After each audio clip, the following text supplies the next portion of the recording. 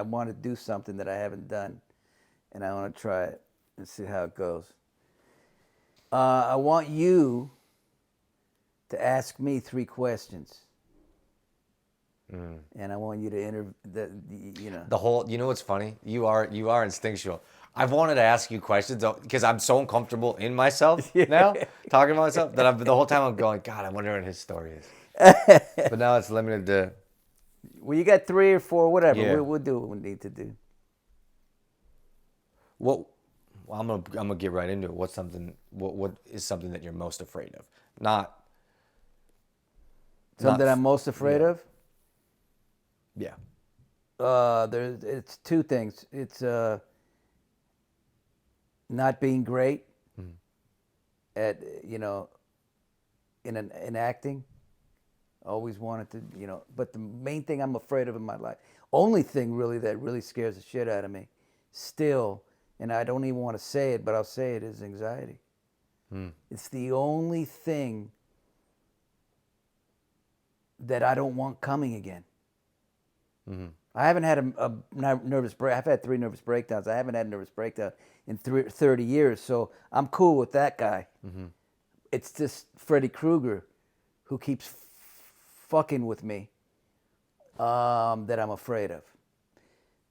What triggers your anxiety?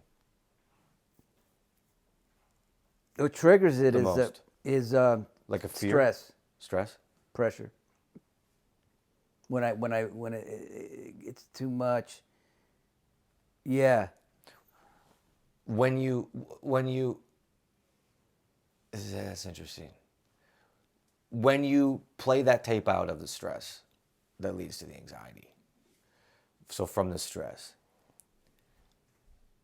is it real? When you look back and you go and you play that tape out, is it something, does it stem from something real, or does it come from something that you're not aware of? Sometimes it does stem from something that I'm not aware of, but this last time that the anxiety came, that was really horrible. I mean, it came from a lot of, it was real. It was the pandemic. It was the book. I wasn't doing a book tour. They shut down GH. I mean, it all came at once. So That's real. That came. And, it threw me, yeah. I just want to go. You can say anything. Yeah. I don't care. No. I find it fascinating because I have all those things too, and I'm assuming you meditate. Now I meditate. Yeah, it's great. And that helped. It didn't help when I was screwed up. Yeah. Once you're bad, that's what I was just having a conversation today. I don't remember with who. When you have anxiety that's just regular anxiety, you can get through it with meditation and things like that. But when it hits this level, you better get help and you better take something, because that kind of thing. You can't fix it. I tried.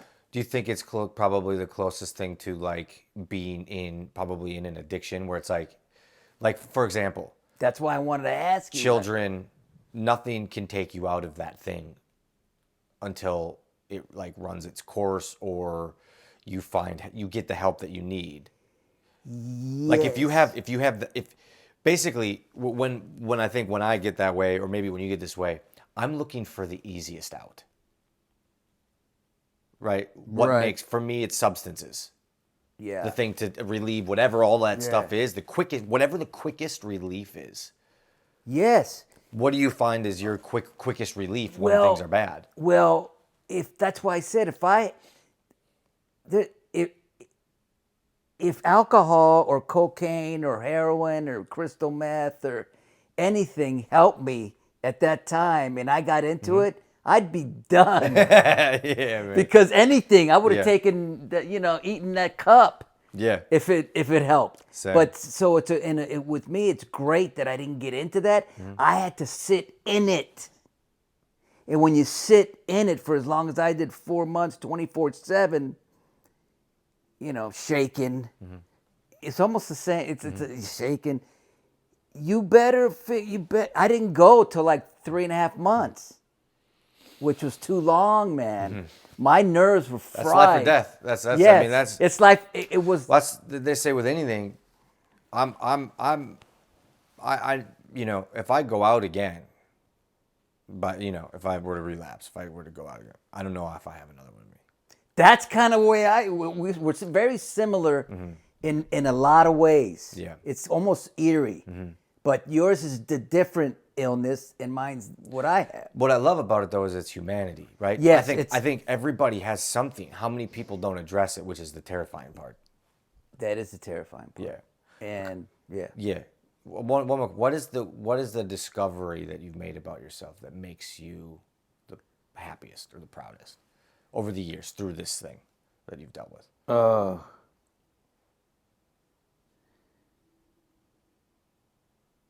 The thing that has made me the happiest going is when I look back,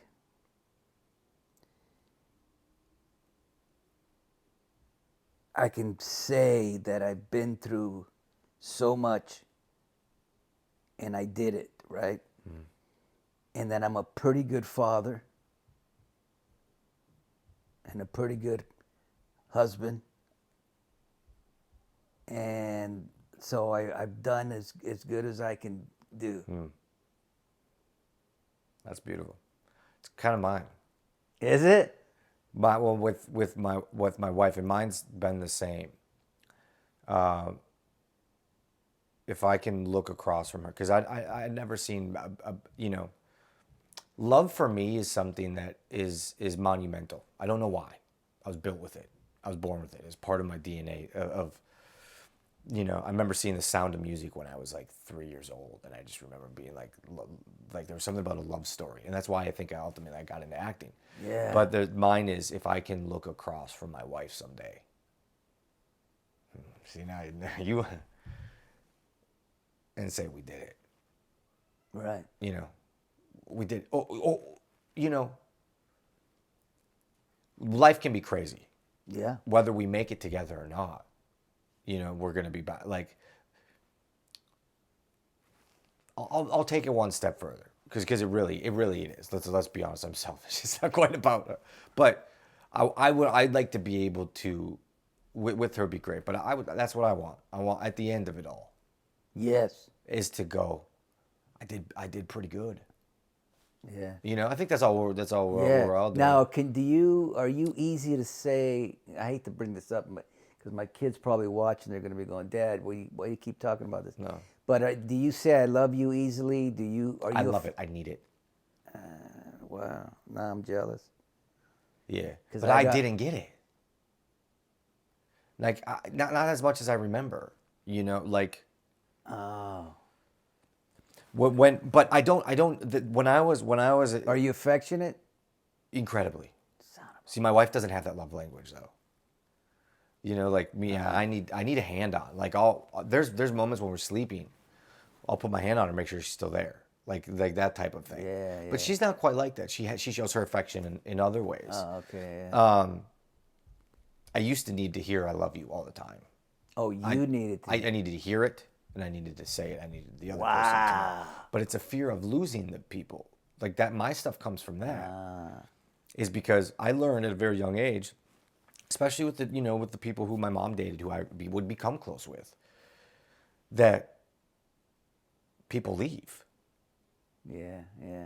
People that I love leave. Yeah. So you start giving yourself a little, but so to that, I needed to. I don't anymore. I still like it a lot. Yeah. And I like to say it.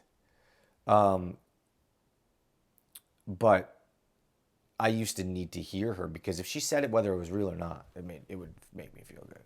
Now I get to live with the idea that I know that woman love. We've been through hell and back. Everything. Yeah. And I know she loves me. She doesn't have to say it ever again. That's I know. good. But for me, I'm always going to say it. But I'm I have different levels of love. I love the men that I see like you. I love you because anytime I see somebody who chooses to want to live, Yeah. because I get that pain and I know how hard it is to get to the other side. So for that, as a human to human, I love you. You know what I'm saying? That's a beautiful sentiment.